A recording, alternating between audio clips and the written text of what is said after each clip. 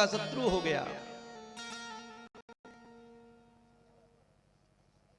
भगवान की याद करता है इसलिए वह मुक्त हो गया, इसलिए वह मुक्त हो गया। जरूरी यह नहीं है कि कौन सी शैली से भगवान का हम चिंतन करते हैं, जरूरी यह है कि हम कितना चिंतन करते हैं, कितना ज्यादा चिंतन करते हैं। और जितना ज्यादा चिंतन करते हैं भगवान का, उतना भगवान के नजदीक रहते हैं। स्वामी रामकृष्ण परमहंस के शिष्य आचार्य नरेंद्र, जो बाद में विवेकानंद हुए, गुरुदेव से बोले, प्रभु भगवान कैसे मिलते हैं? गुरुदेव ने कहा, जो भजन करते हैं, भगवान का चिंतन करते हैं, भगवान का जाप करते हैं, उन्हें भगवान मिलते हैं। तो आचार्य नरेंद्र ने कहा, तो गुरुदेव मैं भी जाप करूंगा, ऐसा करिए आप हमको मंत्र दे दीजिए। तो गुरुदेव ने मंत्र दे दिया। अब नरेंद्र, आचार्य नरेंद्र बैठ करके माला जाप करने लगे। अब माला जाप करते करते 2-4 माला जाप किया और आंखें खोला, कहा गुरुजी भगवान तो अभी मिले नहीं। गुरुजी ने कहा कि इतने से नहीं काम चलने वाला, और करना पड़ेगा।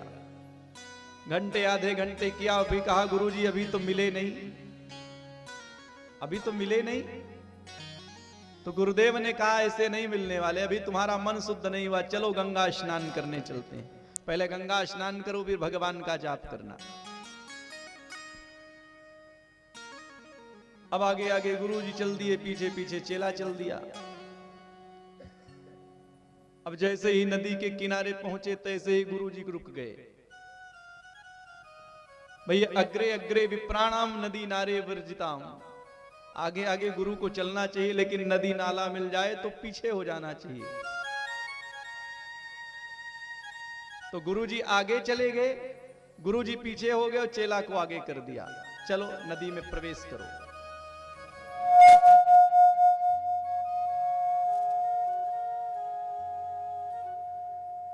शिष्य नदी में प्रवेश किया। गुरुजी कमर भर पानी में गए और शिष्य गर्दन भर पानी में गया। पीछे पीछे गुरुजी भी लगे, कहा डुबकी लगाओ। चेला ने डुबकी लगाई, गुरुजी ने सिर पकड़ करके दाब दिया जल में, सिर पर हाथ रख के दबा दिया जल में। अब करीब 40 सेकंड तक रोके रहे। अब तो वह तड़फड़ाने लगा, हाथ पैर चलाने लगा। गुरुदेव ने और दबा लिया, और जब देखा कि तड़फन ज्यादा बढ़ रही तो छोड़ दिया। और जैसे ही जल से बाहर निकले, हाँफते हुए श्वास से कहा, गुरुदेव मैं तो मर ही गया था, यदि 2-4 सेकंड और नहीं छोड़ते तो मेरा राम नाम सत्य हो जाता। गुरुजी ने कहा कैसा लग रहा था? बोले अजीब सी तड़फन लग रही थी, लग रहे थे कि प्राण निकलने वाले और निकल ही जाते। गुरुजी ने कहा कि यही तड़फन भगवान से मिलने की होनी चाहिए। जिस दिन ये तड़फन भगवान से मिलने की होगी, उसी दिन भगवान तुम्हारे सामने होंगे और तुम भगवान से दूर नहीं होगे। लेकिन उसके लिए करना क्या होगा कि संत मिलन को जाइए, तज ममता अभिमान, ज्यों ज्यों पग आगे बढ़े कोटिन यज्ञ समान। किसी संत से, महात्मा से मिलने जाएं, परमात्मा के स्थान पर जाएं, तो अहंकार, ममता, माया, मोह सब घर में छोड़ करके जाएं। ये नहीं कि उसको भी साथ में लपेटे लपेटे जाएं।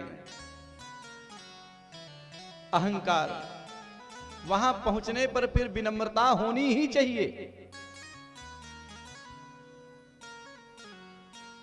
भाव यदि कुभाव हो गए तो वही असर आ जाएगा। जैसे फोटो खिंचवाते समय जैसे चेहरा रहता है वैसे ही चेहरा आता है। मान लो कोई व्यक्ति गर्मी के सीजन में, गर्मी के महीने में एक युवती फोटो खिंचवाने के लिए घर से निकली, तो खूब मेकअप करके निकली, सज धज करके खूब क्रीम पाउडर लगाया। अब पता चला कि टेमा चौराहा तक पहुंचते पहुंचते रास्ते में इतनी तेज धूप थी कि पसीने पसीने हो गई। अब सारा मेकअप बह गया। अब कैमरामैन के सामने खड़ी होकर के बोली, भैया हमारी बढ़िया फोटो खींचना, जैसे चेहरा दिख रहा उसी तरह खींचना। अब कैमरामैन ने सोचा होगा कि ये कोई स्पेशल मेकअप है। भाई इस समय मेकअप भी तो भिन्न भिन्न प्रकार से हो गए। काले को गोरा बना देना, गोरे को काला बना देना। और जैसे ही फोटो बन करके दिखाया, बोली कुरूप क्यों बना दिया? बोले बहन जी जैसी आप थी वैसी ही तस्वीर आई।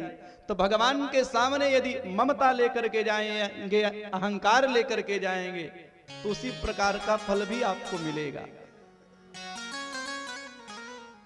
तो जैसे स्टूडियो में फोटो खिंचवाने के लिए सज धज करके जाते हैं, उसी तरह भगवान के सामने भी बहुत सजने धजने की जरूरत नहीं है, लेकिन ममता, अहंकार, अभिमान